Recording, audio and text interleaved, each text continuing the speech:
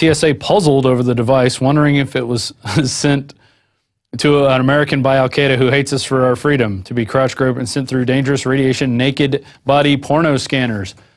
No criminal charges were filed. So there you go. And not to be outdone, TSA and obscene grope down of senior citizens. TSA agents have once again been accused of conducting strip search of an elderly traveler after airport screeners carried out an obscene pat-down on a 73-year-old grandmother, during which they touched her breasts. Totally disgusting. Putting their hands on her breasts, under her bra, between her thighs, in her thighs. I mean, this is a senior citizen's, for God's sake. I understand some security issues, but bordering on the obscene, said her son, Eli Anselmany. In fact, we have a quick video clip of that, and we'll be right back after this video clip.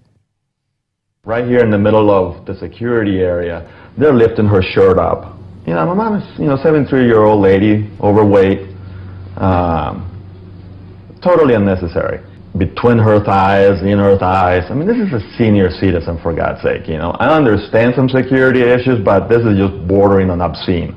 They don't care. I mean, they violate people's civil rights left and right all the time. Yeah, they singled her out because they saw some weakness in her, and they needed to exploit that and show her she was just a scum slave like the rest of us here. And I'm going to be flying here at the end of the week. And let me tell you something, they're not touching my kids. So we'll see. Ends justify the means. Here's our next story. As cops illegally handcuff 40 innocent bystanders. Police detained and handcuffed 40 innocent bystanders after a bank robbery in Aurora, Colorado on June 4th. Nearly 24 cars were stopped near a Wells Fargo bank and occupants held without probable cause as police searched for a suspect. Oh, and who is the propagator of all this? Police Chief Daniel Oates demonstrated his ignorance of the Fourth Amendment when he told CBS Denver, "The ends justify the means," after the illegal roundup snared a suspect. He described mass detainment as handcuffing as lawful and necessary. Oates then apologized to the innocent bystanders who were terrorized. Can you imagine that?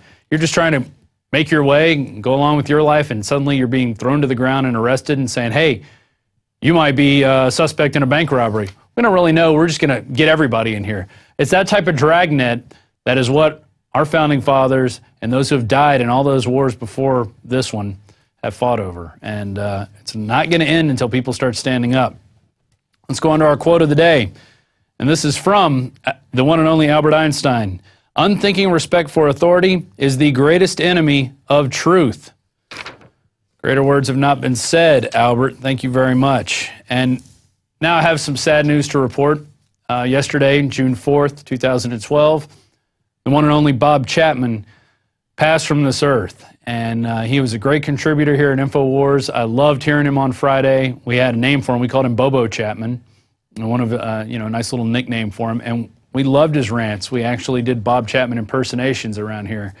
And because he had great information, he was a great personality, he did it with care and with kindness and really with love for his fellow man. He didn't have to do that. He retired in the 90s and he got bored, so he came back out and started writing the International Forecaster. Here's his obituary from the Ott Laughlin Funeral Home. Robert Bob Chapman, age 76, of Winter Haven, Florida, formerly of Mexico, died Monday, June 4, 2012, due to pancreatic cancer. He was born October 16, 1935 in Boston, Massachusetts, the son of John Chapman and Ruth Donnelly Chapman. Bob was a veteran of the U.S. Army and a writer of newsletters discussing finances, economics, and regular radio commentator discussing politics as well as economics and finances. Most of his working life served as a stockbroker.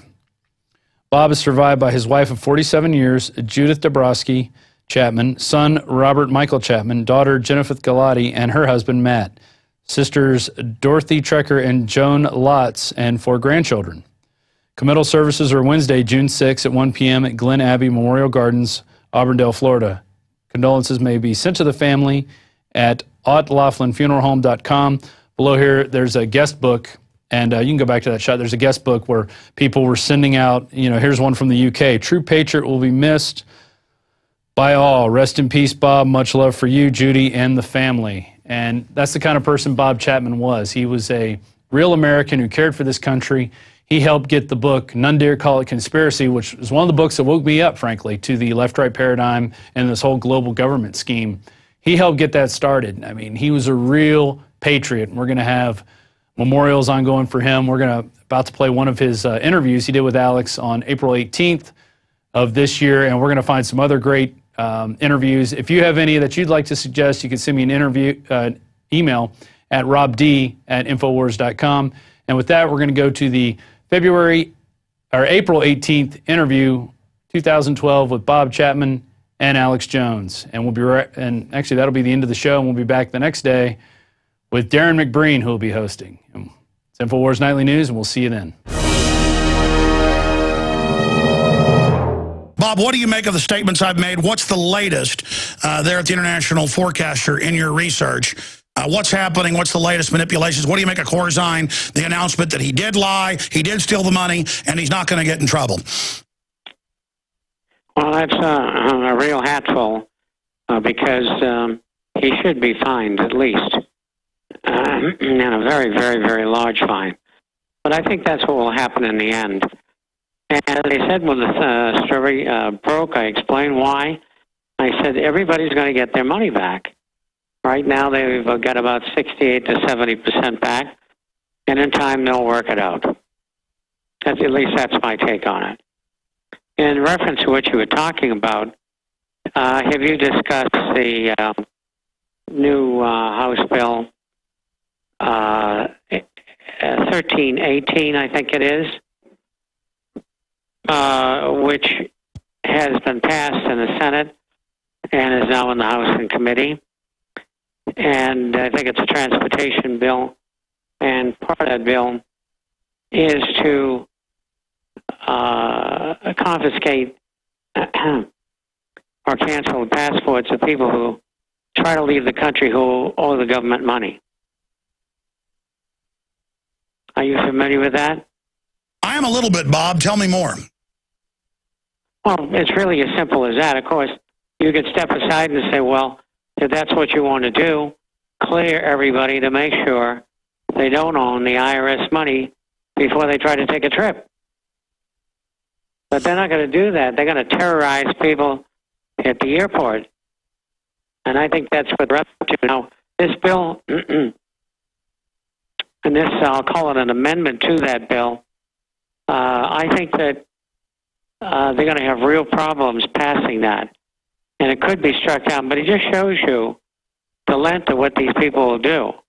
Sure, I'm familiar with the bill that's passed the Senate and they think is going to pass the House to create debtors' prisons, basically, and not let you leave the country. And Homeland Security has said they're going to not let you have a job if you owe taxes next. Now, no judge, no jury. You can't revoke someone's citizenship. They have to renounce it. That's part of law, part of the Constitution, and the lawyers concurred with my analysis, because I've seen them in the news since, saying, yes, this is basically revoking citizenship by stealth to say we're canceling your passport. I mean, that is, only Stalin did stuff like that.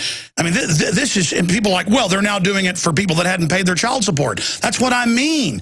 It's totally illegal. But so is having federal spies on the streets randomly spying on people with pre-crime, Bob. That's true. Why do you think it's moving so fast and they're so out in the open? They've have a lot of stuff lined up that they want to put in position. I mean, the week before last, we had a woman who runs the commodities for J.P. Morgan Chase, Blythe Masters, on CNBC. Now, in that capacity, she nor anybody else had ever been on JPM on behalf of JPM on CNBC. And everything was pre-staged. And she was making excuses why they were following the law, because people were saying that the markets were rigged and were manipulated. And we wouldn't do that sort of thing. We're not that kind of company. We're just working for our clients. So there's something in that area coming down the road. I don't know what it is yet. I would suspect perhaps the FTC might be going to make some limitations and actually police them for the purchase of different kinds of futures, and in particular, in this case, they've been manipulating the market for a long time, but now it's in a big way, and maybe they want to get the onus off their back, for all I know. But something's going on. Well, it certainly is, and they're trying to accelerate basically a soft martial law to get everybody ready for it. So what I hear from you is it looks like things are deteriorating a lot faster. Is that what you're saying, Bob? It is, and it was in relation to your comment that is, and yes, it is, expedition of the plans that they have put in place and haven't had in place for many, many years. Well, I think overall, you're looking at a situation in Europe that is insolvable, and they don't know what to do now. If you notice, for a month or so, you've not heard much from the Illuminists, the bureaucrats, the politicians, and now there's a fight going on between the Europeans and the U.S. members, and the Europeans are saying, look, you got to help us with this thing. We already put a lot of money into it. We want you to put in, along with Japan and China and other third world countries that haven't put anything in, we want you to put a lot more money in. And they're saying, why should we do that? We didn't create the problem, you did. And that's what's going on. And it could lead to no good end because they're not cooperating with each other. It's been going on for what I think is a substantial amount of time. And so I think you're going to have some blow-ups here. We had 3 more suicides in Greece yesterday. People have just given up. I don't know what the election's going to accomplish on May 6th. They cannot be a majority. And even if the 2 major parties got together, they still only get 40% of the vote at the outside. So there may be 2 or 3 elections until finally something happens. There's a major investigation going on with a former member of the government who stole millions and millions of dollars. And this was